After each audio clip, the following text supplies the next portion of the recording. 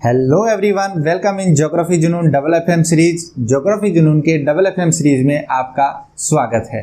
दोस्तों, आज हम हमारी fact figure and meaning series में एक नए टॉपिक पर चर्चा करेंगे। आज हम देखेंगे कि मैरीटाइम जोन्स क्या होते हैं और ये मैरीटाइम जोन्स के अंदर किसी भी राज्य को यानी किसी भी देश को क्या क्या अधिकार प्राप्त होते हैं। तो आज हम सागरीय मेखलाएं पढ़ेंगे जिन्हें इकोनॉमिक जोन्स इन ओशियन भी कहा जाता है।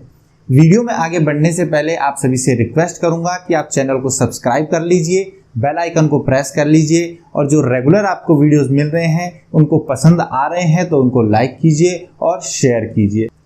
तो चलिए स्टार्ट करते हैं हमारा आज का टॉपिक, मैरीटाइम जोन्स या सागरीय मेखलाएं। देखिए, सागरीय मेखलाएं समझने से पहले आपको सागरीय सीमा यानी मैरीटाइम बाउंड्री समझ लेना जरूरी है। और यहाँ जब मैं तटीय राज्य की बात करूंगा तो आप एक बात समझ लीजिए कि पॉलिटिकल ज्योग्राफी में और पॉलिटिकल साइंस में आप सभी को पता होगा कि देश की जगह राज्य शब्द का उपयोग किया जाता है। तो मैं यहाँ बात करूंगा राज्य की, तो आप समझना किसी देश से संबंधित हम बातें कर रहे हैं।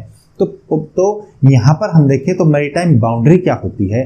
किसी भी राज्य की तट से दूर वह सीमा, किसी भी राज्य की तट से दूर वो सीमा जहां पर राज्य को खनिज संबंधी या किसी भी प्रकार के खनिज, किसी भी प्रकार के जैविक संसाधन जो है इस पर पूरा अधिकार प्राप्त होता है। और जहां तक राज्य की प्रभुसत्ता होती है, जहां पर राज्य की सॉवरेनिटी होती है, उसका पूरा कानून प्रवर्तन का उसको अधिकार होता है। वो राज्य की किसी भी तटीय राज्य की जो है वो मैरीटाइम बाउंड्री कहलाती है, तटीय सीमा कहलाती है। तटीय सीमा के तक उसको पूरी तरह से प्रभुसत्ता रहेगी, उसको पूरे जो भी संसाधन है उसके उपयोग का अधिकार रहेगा। वहां पर उस तटीय राज्य का कानून चलता है। देखिए, टेक्निकली अगर देखा जाए, तकनीकी रूप से देख लो चाहे आप कॉन्स्टिट्यूशनली वैधानिक रूप से देखो, तो ज्यादातर सीमा से मतलब समझा जाता है कि किसी भी राज्य की जहां स्थलीय सीमा है वहां तक ही उस राज्य की प्रभुसत्ता है। मगर वास्तविक रूप में देखा जाए तो सिर्फ स्थलीय सीमा तक ही राज्य की प्रभुसत्ता नहीं होती है, उससे दूर सागर के अंदर भी उसकी एक प्रभुसत्ता की सीमा होती है और इसी को मैरीटाइम बाउंड्री कहा जाता है। ठीक है दोस्तों, अब जो मैरीटाइम बाउंड्री जो होती है इसमें अगर देखा जाए तो तट से लेकर के ये क्या है, कोस्ट है। ये मान लीजिए ये पूरा स्थलीय भाग है जिसकी ये पूरी क्या है, तट है। तो तट से लेकर के और खुले सागर तक, ओपन सी जो है, यहां तक अगर देखें तो तट से और खुले सागर तक इस जो मैरीटाइम बाउंड्री जो है, जो हमारी सागरीय सीमा है, इसको अलग अलग कुछ जोन्स में बांटा जाता है, कुछ अलग अलग मेखलाओं में बांटा जाता है और इन्हीं को दोस्तों मैरीटाइम जोन्स या सागरीय मेखलाएं कहा जाता है। तो सागरीय मेखलाएं जो है वो कहां तक बटी हुई है, जहां तक किसी भी तटीय राज्य की, ये क्या है, ये एक तटीय राज्य है और इस तटीय राज्य की ये क्या है, ये क्या है, तट है, ये कोस्ट है। और कोस्ट से लेकर के और हाई सी, खुला सी जहां है, उच्च सी जिसे कहते हैं, वहां तक जहां जाके इसकी बाउंड्री समाप्त हो रही है वहां तक अलग अलग जोन्स डिवाइड किए गए हैं। और इस तरह टोटल 6 जोन्स में इसको डिवाइड किया जाता है। 6 मेखलाएं जो है वो बनाई जाती हैं। ठीक है, अब इनमें से 5 मेखलाएं तो हमेशा मिलेंगी जो ज्यादातर पाई जाती हैं। एक मेखला जो है, एक जो जोन है वो स्पेशल कंडीशंस में होता है, वो मैं आपको डिटेल में बताऊंगा। तो सबसे पहले बात करें इसमें हम, तो पहली जो मेखला है, जो पहली मेखला है उसका नाम हम देखते हैं। तो पहला जो है वो है इंटरनल वाटर्स। ठीक है, इसको बोला जाता है आंतरिक जल क्षेत्र। ये है आंतरिक जल क्षेत्र या इसको इंटरनल वाटर्स या इनलैंड वाटर्स भी कहा जाता है। ये कहां तक होता है, जो तट जो होता है उस तट से लेकर के और जो बेस लाइन होती है, आधार रेखा होती है, उसके बीच का जो क्षेत्र होता है उसे बोला जाता है इंटरनल वाटर्स या आंतरिक जल क्षेत्र। और इसमें क्या क्या आ सकता है, इसमें देखो तट के पास क्या क्या हो सकता है। तट के पास में हो सकता है कोई भी लैगून झील हो, लैगून झील तट के साथ हो सकती है। इसके अलावा कोई खाड़ी हो सकती है, गल्फ हो सकती है। इसके अलावा कोई एस्चुरी, कोई ज्वार नदमुख बन रहा होता है, तो इसमें क्या क्या शामिल हो सकता है, कोई खाड़ी हो सकती है इसके साथ साथ, या इसके साथ ज्वार नदमुख हो सकता है, या इसके साथ में हो सकता है कि कोई भी लैगून झील हो। इस सब का जो जल है वो किसमें शामिल होता है, आंतरिक जल क्षेत्र में शामिल होता है। और इसका निर्धारण किससे होता है, तट से और बेसलाइन के बीच में होता है। ठीक है, कहां तक पाई जाती है ये, तट से आधार रेखा के बीच। अब यहां बात करते हैं कि ये आधार रेखा होती क्या है भैया। देखिए, आधार रेखा जो है इसके निर्धारण की वैसे तो कई टेक्निक्स होती हैं, मगर हम यहाँ उन टेक्निक्स पे नहीं जाकर के हम सीधा सा मानते हैं कि जो तट जो है वो तट कहीं कटा फटा होगा, दंतुरित तट होता है। तो ये कोस्ट है जो कटा फटा कोस्ट है, जिसमें कहीं पर खाड़ी बन गई है, कहीं पर यहाँ पे ज्वार नदमुख हो गया है, तो इसका सागर की ओर जो निकला हुआ स्थलीय भाग जो है उस भाग के क्या करेंगे, पॉइंट्स का निर्धारण कर लिया जाता है। इसके मान लीजिए एक पॉइंट यहाँ बना लिया, एक पॉइंट यहाँ बना लिया, एक यहाँ बना लिया, एक यहाँ बना लिया, ऐसे पॉइंट्स का निर्धारण कर लिया जाता है। और उस पॉइंट्स का निर्धारण करके और एक पूरी सीधी रेखा में इसको मिला दिया जाता है। ठीक है दोस्तों, तो इस पूरी सीधी रेखा में इसको मिला करके और एक लाइन खींच ली जाती है, इसे बेस लाइन या आधार रेखा कहते हैं। ठीक है दोस्तों, कभी कभी इसको क्या मान लिया जाता है, कभी कभी जो निम्न ज्वार का जो तल है, यानी जहां पर ज्वार जो है वो उतर रहा है वहां तक जो जल का स्तर है उसे बेसलाइन मान लिया जाता है। क्या मान लिया जाता है, कभी कभी इसको निम्न ज्वार तल जो है वहां तक, जहां पर जाकर के सबसे निचला जो ज्वार आ रहा है या भाटा जहां आ रहा है वहां तक के जल स्तर को क्या मान लिया जाता है, बेसलाइन मान लिया जाता है। और एक बात और याद रखिए दोस्तों, ये जो पूरे जो जोन्स का जो डिसाइड होता है, जो जोन्स का निर्धारण होता है, इसके लिए एक कन्वेंशन है यूएन का, यूनाइटेड नेशंस का एक समझौता है जिसका नाम है UN convention on law of सी।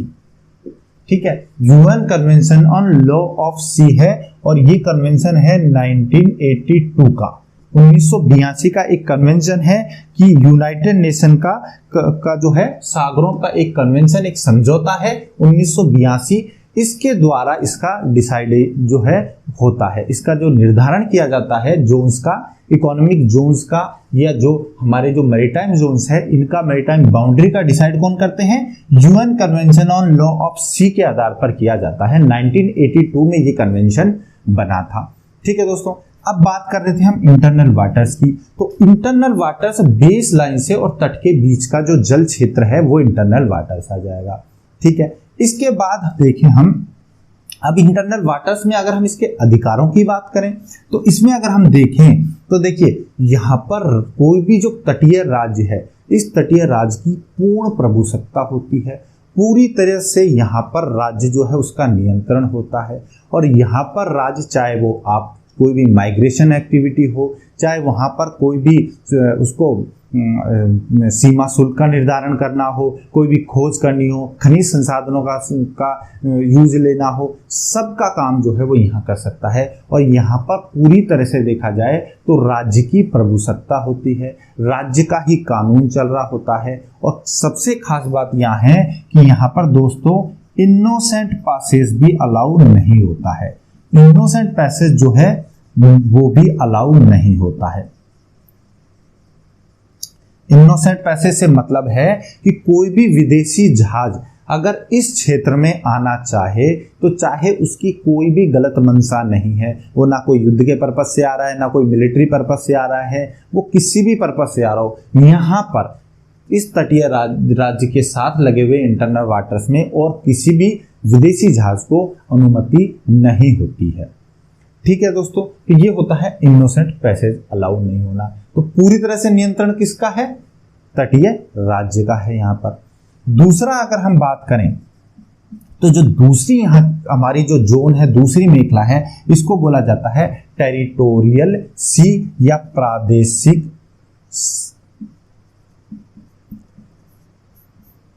सागर।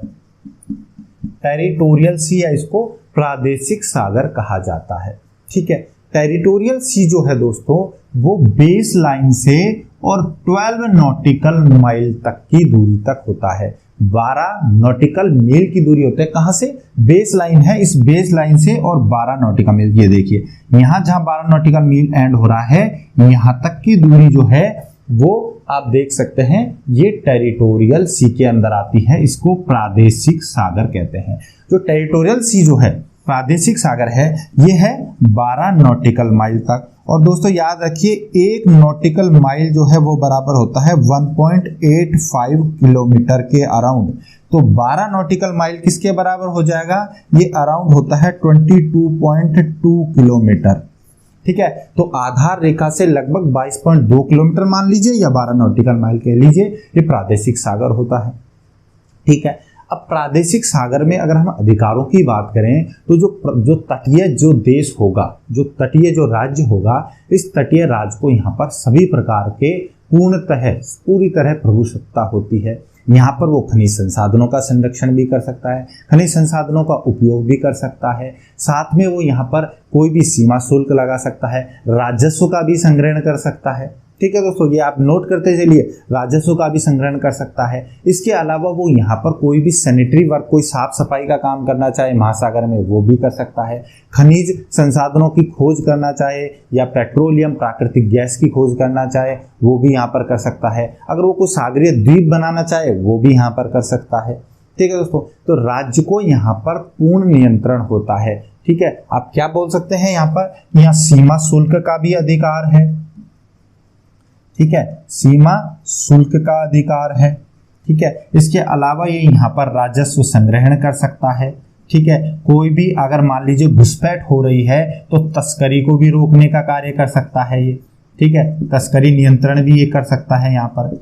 इसके अलावा ये देखिए तो ये खोज अनुसंधान कर सकता है, अनुसंधान कार्य कर सकता है, अन्वेषण का कार्य कर सकता है, कोई भी रिसर्च कर सकता है यहाँ पर। ठीक है, इसके अलावा ये यहाँ पर कोई भी साफ सफाई का कार्य कर सकता है, सैनिटरी वर्क कर सकता है। इसके अलावा कोई भी द्वीप का, कृत्रिम द्वीप का निर्माण कर सकता है यहाँ पर। ठीक है दोस्तों, तो यहाँ पर जो है वो राज्य की प्रभुसत्ता होती है, पूरी तरह से नियंत्रण होता है। मगर यहाँ पर एक जो इंपॉर्टेंट चीज जो हमें इंटरनल वाटर्स में और इसमें देखने को मिलती है दोस्तों, ये देखिए यहाँ पर देखिए 4 तरीके का नियंत्रण होता है। यहाँ पर अगर देखें तो जो सागर जो है उसका जो जल तल है इस पर भी नियंत्रण होता है। ठीक है, वाटर सरफेस पर नियंत्रण होता है। इसके अगर सागर की तली जो है, सागर की जो तली है, जो सी फ्लोर है, इस पर भी नियंत्रण होता है। इसके अलावा अगर अधोतल की बात करें, सागरीय अधोतल यानी सब सॉइल जो है, सब सॉइल की बात करें, ये क्या है? सी बेड है, सी बेड, सब सॉइल और वाटर की सरफेस। ठीक है, इन सब चीज पे इसका नियंत्रण। सागर के ऊपर जल पे भी नियंत्रण है, जल पे भी कोई काम कर सकता है, नीचे तली में भी कुछ भी कर सकता है, और तली के नीचे भी अगर देखें तो सब सॉइल एरिया में भी रिसर्च कर सकता है। और उसके साथ साथ दोस्तों जो है, जैसे इंटरनल वाटर्स में भी यही रूल लागू था कि अधोतल के बाद यहां पर देखें तो ये जो नभ क्षेत्र है, जो एयर स्पेस है, एयर स्पेस जो है उस पे भी इस राज्य का पूर्ण नियंत्रण होता है। समझ गए आप? यहां पर से कोई भी देश जो है वो इसके जो एयर स्पेस जो है, इसका जो वायु क्षेत्र है, उसमें से कोई भी देश विदेशी जो है जहाज वो गुजर नहीं सकता है, इसके एयर स्पेस को यूज में नहीं ले सकता है बिना तटीय राज्य की परमिशन के। मगर दोस्तों ये 4 चीजें होने के बाद भी यहाँ पर अगर देखें तो यहाँ पर जो ये इनोसेंट पैसेज जो था, वो इनोसेंट पैसेज अब इस जगह पर अलाउ होता है। ठीक है दोस्तों, यहाँ पर इनोसेंट पैसेज अलाउ होता है। कभी कभी क्या होता है कि जो प्रादेशिक सागर जो है, यहाँ पर कोई न कोई जल संधि भी गुजर रही होती है, स्ट्रेट होती है। ठीक है, तो स्ट्रेट के होने के कारण क्या होता है, जब यहाँ पर जल संधि गुजर रही होती है तो जल संधि में से भी क्या होता है, जल संधि जब कोई मान लीजिए स्ट्रेट है, कोई जल संधि है, तो स्ट्रेट के थ्रू जो है स्ट्रेट के थ्रू जो क्या होता है, ट्रांजिट पैसेज होता है। ट्रांजिट पैसेज जो होता है वो अलाउ होता है यहां पर।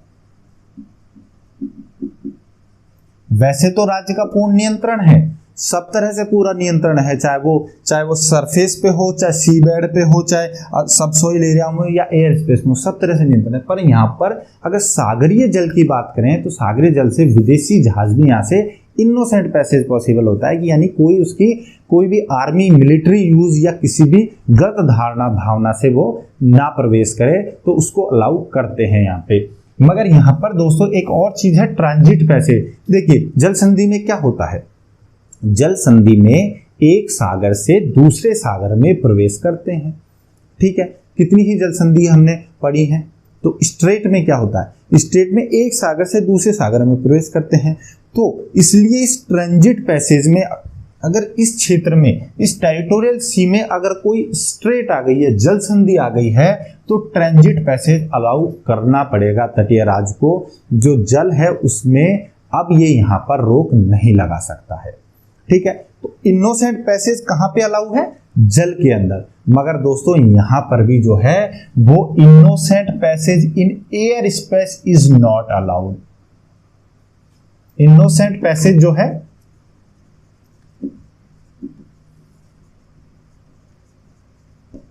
वो अलाउ नहीं है यहां पे। ऐसा नहीं है कि उसकी जो इनोसेंट पैसेज वो कह रहा है कि भाई हमारा कोई मिलिट्री यूज नहीं है और हम तो मिलिट्री पर्पस नहीं है, हम तो एयर स्पेस भी यूज देंगे, ऐसा नहीं है। यानी कि राज्य की आधार रेखा जो है, बेस लाइन है, उससे 12 नॉटिकल मील तक कोई भी एयर स्पेस को यूज नहीं कर सकता है। इसे कहते हैं क्या, इसे बोलते हैं टेरिटोरियल सी या प्रादेशिक सागर। क्लियर है, राज्य का पूर्ण नियंत्रण है, सारे कानून राज्य के चल रहे हैं। डिफरेंस सिर्फ इतना है, यहाँ पे इनोसेंट पैसेज भी अलाउ होता है और साथ में यहाँ पर ट्रांजिट पैसेज भी अलाउ होता है। ठीक है दोस्तों, इसके बाद जो अगली आती है हमारी वो है संलग्न मेखला या कंटिग्यूअस जोन। ठीक है, अब हम कंटिग्यूअस जोन या संलग्न मेखला पर बात करते हैं कि संलग्न मेखला क्या है। ठीक है, तो तीसरा हमारी जो आ रही है वो है संलग्न मेखला।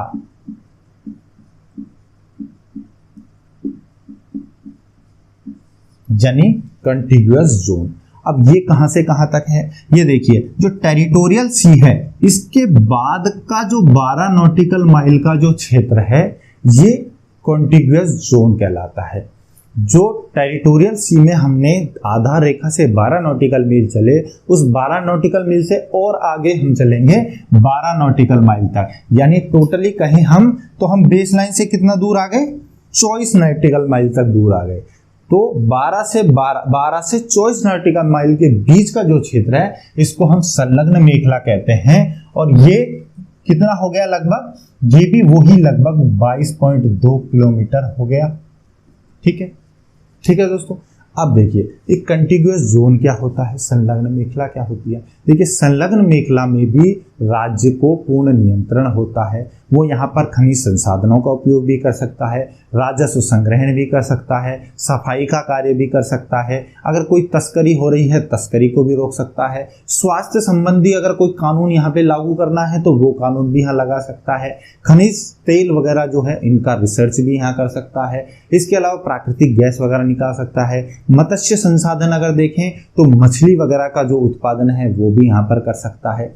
और साथ में यहाँ पर इनोसेंट पैसेज भी अलाउ होता है।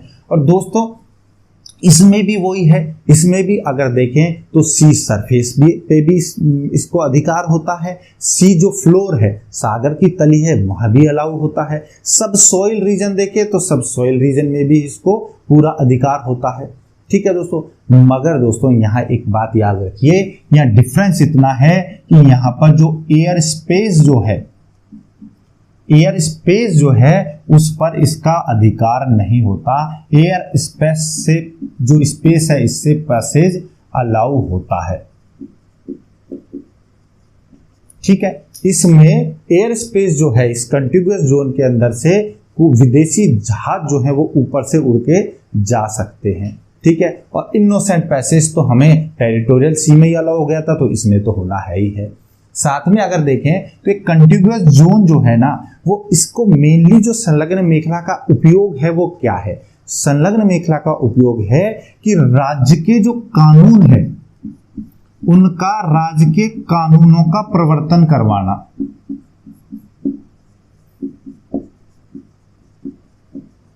ठीक है, ये इसका एक उद्देश्य होता है कि जो राज्य जो है, तटीय जो राज्य है, इसके जो कानून है उन नियमों को वो यहाँ पे भी अलाउ, यहाँ पे भी एक तरीके से एनफोर्स करवा सके, उनको परिवर्तन करवा सके। और ये एक तरीके से क्या है, ये एक तरीके से सुरक्षा मेखला है।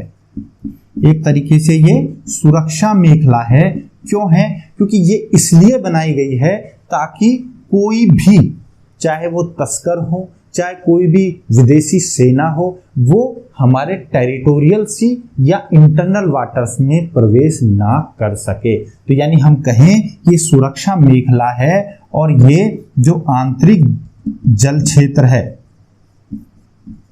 आंतरिक जल क्षेत्र और जो प्रादेशिक सागर हैं इनकी सुरक्षा के लिए है ये।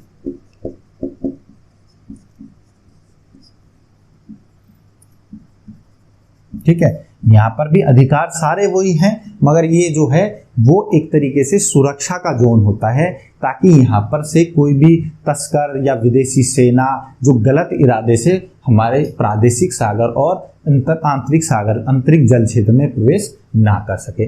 ठीक है दोस्तों, तो ये हो जाती है हमारी संलग्न मेखला।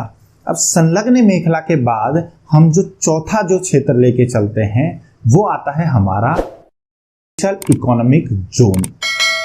अब देखिए, ये विशिष्ट आर्थिक जो क्षेत्र है इसके बारे में आपने बहुत कुछ सुना होगा। इसे EEZ इकोनॉमिक जोन कहा जाता है। तो हम इसके बारे में जानते हैं।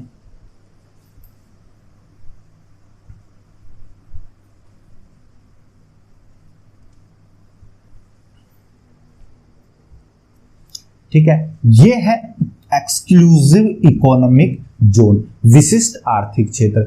ये पाया जाता है दोस्तों यहां से जहां 24 नॉटिकल मील जो है, जो कॉन्टिग्युअस जोन है, संलग्न मेखला है, इसके बाद लगभग 176 नैनोमीटर, 176 हम नॉटिकल मील और चले तो 176 नॉटिकल मील चलने के बाद लगभग 200 नॉटिकल माइल, कहां से? बेस लाइन से, और 200 नॉटिकल माइल जो है यहाँ की दूरी तक ये हमें मिलता है। कौन सा? Exclusive economic zone. तो इसका अगर चौड़ाई की बात करें, इसकी चौड़ाई क्या है तो वो कितनी है? 176 नॉटिकल माइल है। कॉन्टिग्युअस जोन के बाद का जोन है। और वैसे इसकी दूरी पूछ ले कि बेस लाइन से कितनी दूरी पर होता है, तो बेस लाइन से 200 नॉटिकल माइल की दूरी पर होता है विशिष्ट आर्थिक क्षेत्र, एक एक्सक्लूसिव इकोनॉमिक जोन। ठीक है, अब यहाँ एक्सक्लूसिव इकोनॉमिक जोन जो है ये इसलिए इसको बोला जा रहा है क्योंकि एक तरीके से ये जो है वो किसी भी तटीय राज्य की जो है वो लास्ट बाउंड्री का निर्माण कर रहा है। ये जो 200 नॉटिकल माइल है वो किसी भी राज्य की लास्ट बाउंड्री का निर्माण करती है। अब यहाँ पर भी अगर हम देखें, जो हमारी चौथी है विशिष्ट आर्थिक क्षेत्र जो है,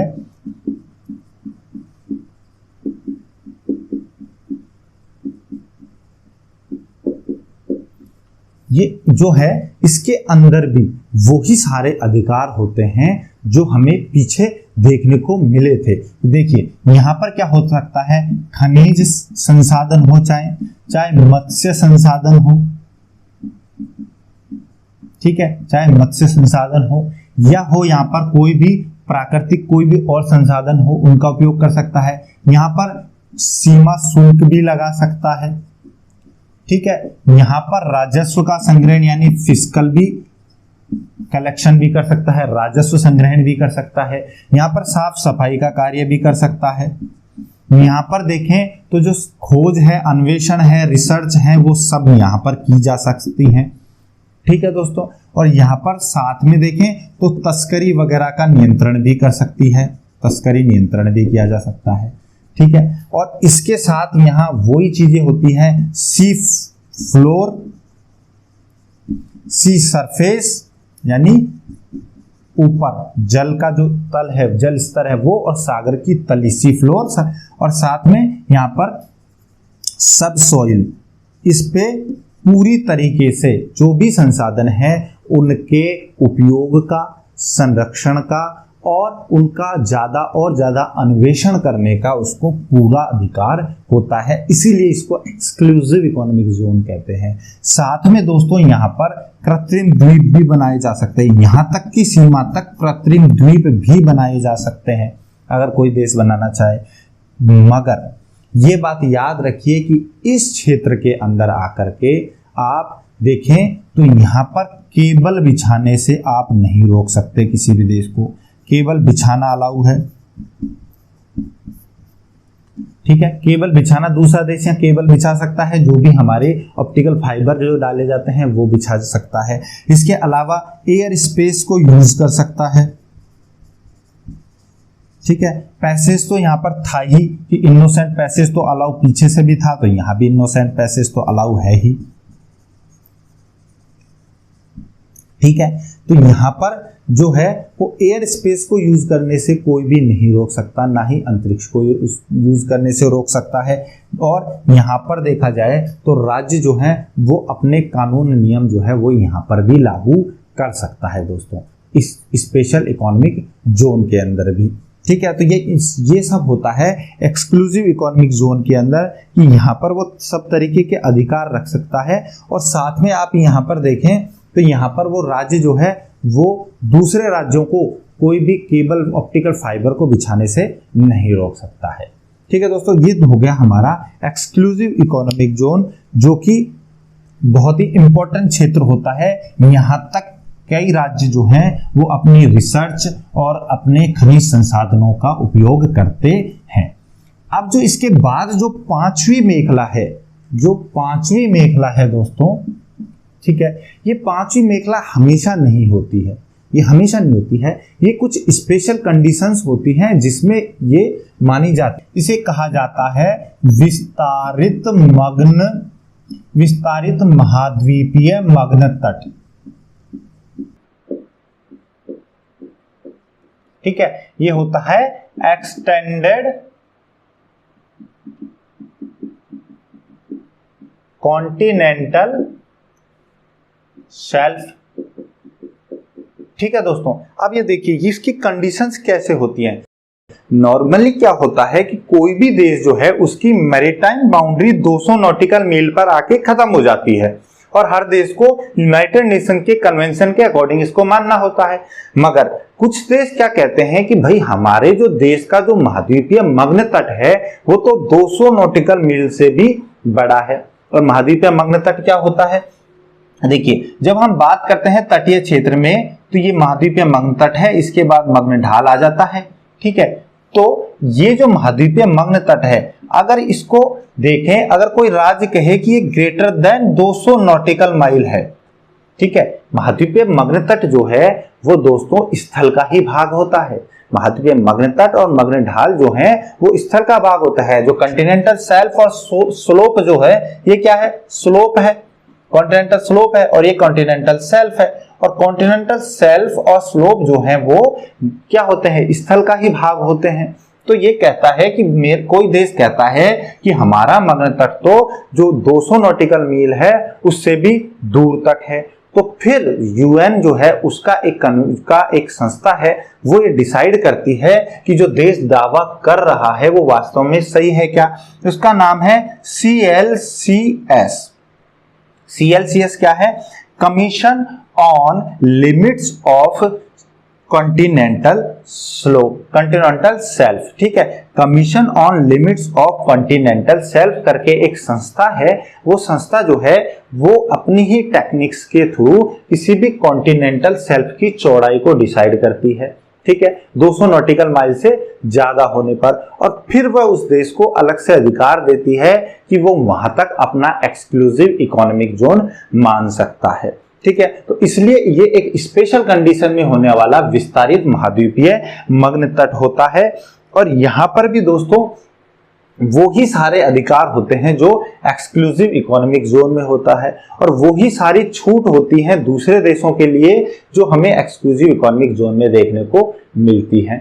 तो यानी कहें कि ये एक्सक्लूसिव इकोनॉमिक जोन है वो ही एक्सटेंड हो गया है, ठीक है, तो इसे कहा जाता है विस्तारित महाद्वीपीय मग्न तट या एक्सटेंडेड कॉन्टिनेंटल शेल्फ कहा जाता है, और ये 200 नॉटिकल माइल से दूर तक विशेष परिस्थितियों में हो सकता है। ठीक है, इसके बाद जो हमारी जो छठा जोन आ रहा है इसे कहते हैं ओपन या हाई सी, खुला सागर या उच्च सागर कहते हैं। ये क्या है? खुला सागर कह सकते हैं इसको, या उच्च सागर कह सकते हैं। और दोस्तों ये जो है खुला सागर या उच्च सागर, ये हाई सी ऐसा है कि यहाँ पर हर देश को समान अधिकार होते हैं। किसी भी देश के आवागमन के लिए इसको यूज लिया जा सकता है, और यूं कहें कि ये सभी देशों की एक साझी विरासत होती है। सभी देशों के लिए एक सबके यूज में लेने वाली चीज होती है। यहाँ पर चाहे खनिज संसाधन हो, चाहे यहाँ पर मत्स्य हो, यहाँ पर चाहे आप आवागमन हो, चाहे यहाँ पर आप सी सरफेस की बात करें, चाहे आप सी फ्लोर की बात करें, या सब सॉइल की बात करें, या आप नभ क्षेत्र की आसमान की बात करें, यहाँ किसी भी देश का इस क्षेत्र पर कोई भी दावा नहीं होता है। ये सबके लिए खुला हुआ होता है, इसीलिए इसको खुला सागर या उच्च सागर कहते हैं। या कोई भी एक देश जो है वो अपनी सीमा का दावा नहीं कर सकता है। ठीक है दोस्तों, तो ये सब थे मैरीटाइम जोन्स या सागरीय मेखलाएं, जिसमें हमने सागरीय सीमा को पढ़ा जो नॉर्मली 200 नॉटिकल माइल तक हो जाती है। तो इसमें पहला पढ़ा हमने इंटरनल वाटर्स, दूसरा हमने पढ़ा कि टेरिटोरियल सी क्या है, तीसरा कंटिग्यूअस जोन क्या है, चौथा हमने एक्सक्लूसिव इकोनॉमिक जोन को पढ़ा, पांचवा एक विशेष परिस्थिति वाला एक्सटेंडेड कॉन्टिनेंटल शेल्फ, और छठा हमने पढ़ा ओपन सी या हाई सी। ठीक है दोस्तों, तो इन सब के बाद आपको ये सारी जो कंडीशन है मैरीटाइम जोन्स की वो क्लियर आ गई होगी समझ में। अब ये जो मैरीटाइम जोन्स का जो कॉन्सेप्ट है कि हमें ओशिनोग्राफी जब पढ़ते हैं तो ओशिनोग्राफी में भी यूज में आने वाला है। इसके अलावा जब आप जियोपॉलिटिक्स पढ़ेंगे, ठीक है, पॉलिटिकल ज्योग्राफी पढ़ेंगे, तो पॉलिटिकल ज्योग्राफी में भी जब आप राज्य को पढ़ेंगे और राज्य की सीमाएं पढ़ेंगे तो वहां आपको इसका उपयोग आएगा कि राज्य की सीमाएं किस तरीके से निर्धारित की जाती हैं। वहां पर आपको जब पढ़ाऊंगा तो आपको वहां पर मैं ये जो हमने आधार रेखा का जो निर्धारण किया है, इस बेस लाइन को कौन कौन सी टेक्निक से डिसाइड करते हैं वो मैं आपको वहां पे जरूर बताऊंगा। ठीक है दोस्तों, तो चलिए मिलते हैं इस डबल FM सीरीज में एक नए टॉपिक के साथ। तब तक के लिए आप थैंक यू सो मच।